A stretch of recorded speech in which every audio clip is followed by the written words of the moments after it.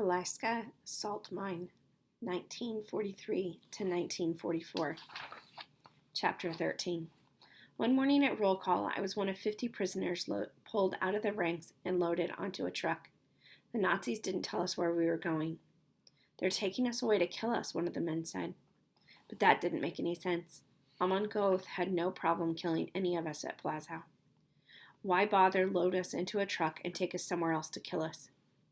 Just looking around at the others the Nazis had chosen, I could tell we were the strongest men at Plazow, or at least the furthest from becoming muscle manners. I was sure we were being taken somewhere else to work, and I was sure it had to be better than Plazow. My 2 weeks saving strength under the floor of my barracks had saved me. The truck pulled up beside a building with a tall spire, like a bell tower, but this was no church. The place had an industrial look to it. Oil-covered motors and generators stood around it like sentinels, and train tracks led into it and out. The Nazi in charge of our truck unloaded us, and we joined another group of prisoners who had been brought in from somewhere else. I ended up standing next to a man who looked familiar to me, but I couldn't place him. "Are you from Krakow?" I asked him. "No," he said with surprising force. "I am no one." He was right, of course. I shouldn't even have asked. But I noticed two of the other men who came with me from Plazow now looking at him more intently. "First we will take you into the mine to show you where we will be working," a capo told us. "Then you will be assigned to your barracks." We were marched into the factory, which wasn't a factory after all. It was the sheltered entrance to an enormous mine. In groups of 10 or 12 we boarded elevators. I got on with the familiar-looking man and the two prisoners from Plazow who'd been watching him. They stood close beside him now, uncomfortably close, but he didn't say anything. He just stared at the floor. The elevator ka-chunked, and down, down, down we went. Electric lights on the open elevator cage illuminated the gray-white walls of the mine shaft as we descended. Suddenly, I was reminded of being under the floorboards again in Plazow. I was squeezed in, underground, trapped, in the dark, with death coming for me. "Salt," whispered one of the others. "The Wolozyka salt mine. It has to be." My trance was broken. I reached out my hand to touch the wall, and I tasted my fingers. It was true, the walls were made of salt. The elevator car hit bottom, and we were guided through a labyrinth of tunnels and small chambers.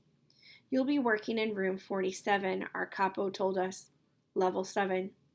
We marched down salt stairs, and we crawled along salt floors. We passed stalagmites formed from salt water dripping off the ceiling. I had never seen anything like it. The mine was a strange dream world. Very soon we left the electric lights behind and could see only as far ahead of us as our capo's carbide headlamp. "Maybe you're thinking it would be easy to slip into the tunnels," our capo told us. "Maybe you think that it would be easy to escape into the darkness. There are 9 levels, 300 kilometers of tunnels. Maybe you are thinking we will never find you." The capo stopped and turned his headlight on us. "You're right. We wouldn't find you. You would be lost forever in a maze blacker than night, with nothing to eat but salt, and nothing to drink but salt water. If I were you, I wouldn't get lost, either on purpose or by accident." We all followed closer behind him the rest of the way. The capo showed us the room where we would be working, the picks and shovels we would be using, the carts we would fill with them. The other prisoners who worked the mine were already back in their barracks, asleep. We would get up with them before dawn and come right back here to work, without a full night's sleep. Just the thought of it made my arms and legs ache. The capo took us out a different way, through a vast chamber where every footstep echoed. One of the men in front of me stumbled, and a piece of salt clattered off the wooden boardwalk beneath us and splashed. Water. There was an entire lake under here. It rippled and glimmered black in the light from the capo's lamp. Up more steps we went, and another elevator until we came to another huge chamber this one lit with electric light again. Here there was no lake, but something even more amazing. Statues. Dozens of figures, all carved out of salt. All the lights in the ceiling, they were chandeliers. Chandeliers made out of salt. After so many months and years of dirty streets and peeling paint and gray uniforms and Spartan barracks, it was astounding that there could still be beauty in the world, especially here a mile underground. The workers, the miners, they did this, whispered the man who told me the name of the mine before. Some of these statues are 1,000 years old. There were trolls and serpents and gnomes. There were Polish knights and kings and queens. I wished that they somehow magically could come to life and free us and save us. They stayed still, though, frozen in salt, as trapped and helpless as we were. The last room was another monument left by former miners in Walazika's happier past. It was a temple, a chapel, no, an underground cathedral. There were more statues, an altar, a rail, everything a Catholic needed to hold services. But praying hadn't done the miners any good either. The Nazis owned almost all of Poland now, even 300 meters below ground. The night had fallen, and the stars were out when we got back topside. We were taken to our barracks, which were no better than our last at Plazo. Because we'd missed dinner, we were sent to bed without any food.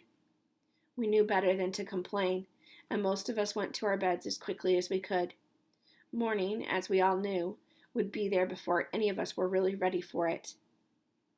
But the two men who'd been looking strangely at the man I thought was familiar cornered him once the capo was gone.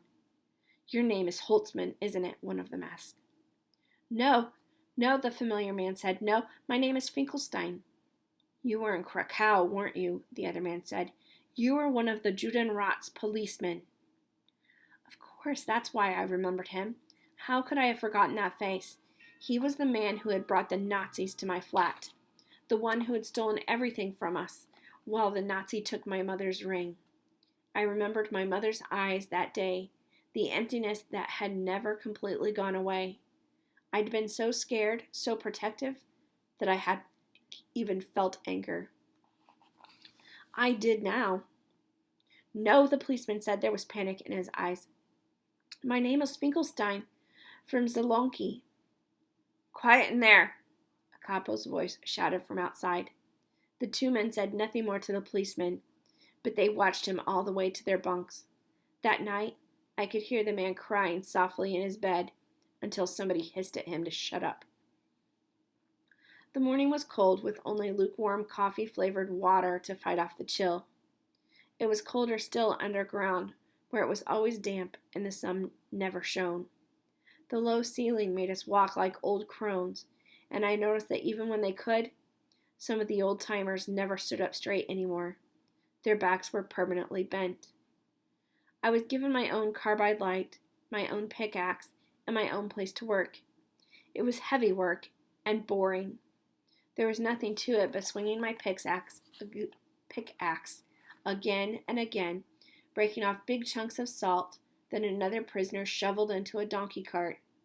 I chipped away, my arms already starting to ache from weakness and malnutrition, when I heard someone cry out from the chamber around the corner from mine. "What's this?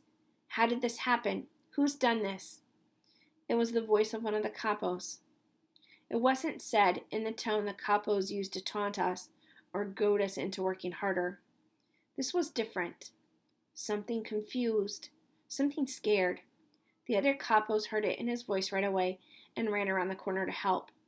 Without guards, we put down our picks and our shovels and hurried to peek around the corner behind them. It was the Judenrat policeman, Holtzman or Finkelstein or whatever his name was. His head had been smashed, and the rest of his body was gazed and torn and bleeding. In the carbide light from a dozen watching headlamps, something glittered and shone in his cuts. Salt. Someone had rubbed salt in all of his wounds, like Abimelech in the book of Judges, who sowed the fields of his own people with salt after he put down their rebellion. I remembered reading about him while studying the Torah with my father long before the war. This was punishment and purification all in one. I said I want to know who did this, the capo yelled. I looked around from face to face, trying to see who had done it. The men who had accused him in the barracks weren't there. It could have been any of them. It could have been all of them. No one said anything, and I worried we would all be whipped for the crime. But the capo only shook his head. What do I care if you kill one another? You'll all be dead soon enough anyhow. You and you, he said, pointing to two of the prisoners watching nearby. Drag his body out of here, weight him down, and dump him in the underground lake. No one said another word about him.